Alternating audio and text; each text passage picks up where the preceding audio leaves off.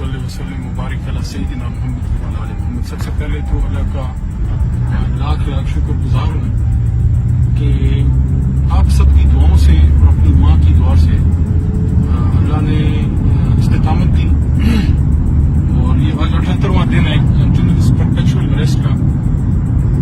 میں اس بات پہ خوش ہوں کہ جس ویژن پہ اپنے چیئرمین عمران خان صاحب کے ساتھ میں شامل ہوا تھا اللہ نے اسی پہ ثابت قدم رکھا. جس طرح اللہ نے دعا بھی بتائی ہے قرآن میں کہ ربنا افرغ علینا صبرا وثبت اقدامنا وانصرنا علی القوم الکافرین.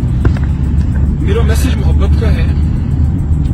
عمران خان صاحب میرے لیڈر ہیں اور رہیں گے اور انشاءاللہ وزیر اعظم بنیں گے دوبارہ اور پاکستان تحریک انصاف کی انشاءاللہ حکومت آئے گی. میرا میسج یہ ہے کہ پاکستان کو سیاسی انتقام کی نہیں پاکستان کو سیاسی استحکام کی ضرورت ہے اور اس وقت اس ملک کو ایک پرامن طریقے سے ایک شفاف الیکشن کی طرف لے کے جانا چاہیے.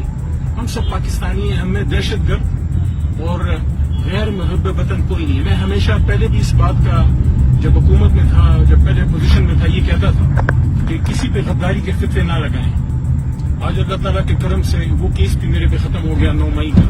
باقی بھی جتنے کرپشن کے کیسز میں لگائے 4 MPO سارا کچھ اللہ کے کرم سے ختم ہوا.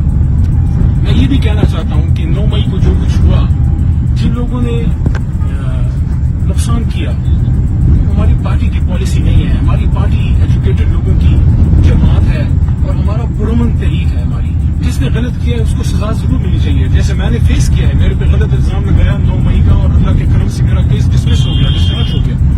لیکن باقی جو کروڑوں لاکھوں ہمارے ووٹر سپورٹر ہیں وہ پاکستان تحریک انصاف کے ساتھ عمران خان صاحب کی لیڈرشپ میں ایک اسلامی فلاحی ریاست مدینہ کی طرز پہ وہ بنے اس کے لیے کوشش کر رہے ہیں. باقی جماعتوں کے بھی اپنے ایجنڈاز ہیں ان کے بھی اپنے مینیفیسٹوز ہیں.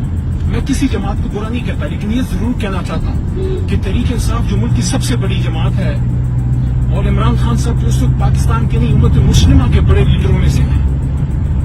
عمران خان سب کچھ